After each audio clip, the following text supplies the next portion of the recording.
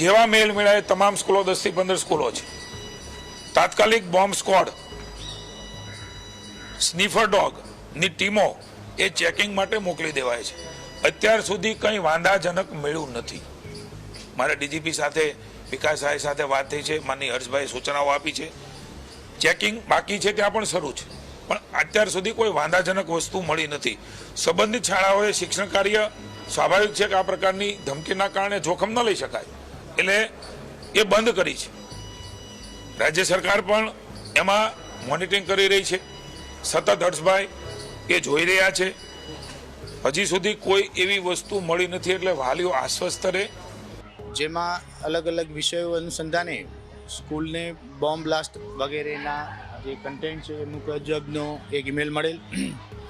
Email મળતાની સાથે જ તમામ પોલીસ અધિકારી, સિનિયર અધિકારીઓ અલગ અલગ સ્કૂલની વિઝિટ લઈ એન્ટી સબોર્ટેજ ચેક BDDSની ટીમ દ્વારા અને ડોગ સ્ક્વોડ દ્વારા હાલ તમામ સ્કૂલમાં ચાલુ છે. કોઈપણ સ્કૂલમાંથી અત્યાર સુધી કોઈ શંકાસ્પદ વસ્તુ મળી આવી નથી. આમ અમદાવાદ શહેરમાં જેટલી પણ સ્કૂલને આ પ્રકારનો ઈમેલ મળેલ છે એ તમામ સ્કૂલમાં BDDS ડોગ સ્ક્વોડ મારફતે અને શહેરના સિનિયર અધિકારી, થાણા ઇન્ચાર્જશ્રી મારફતે સ્કૂલનું AS ચેક અને ફિઝિકલ ચેક કરવામાં આવી રહેલું છે.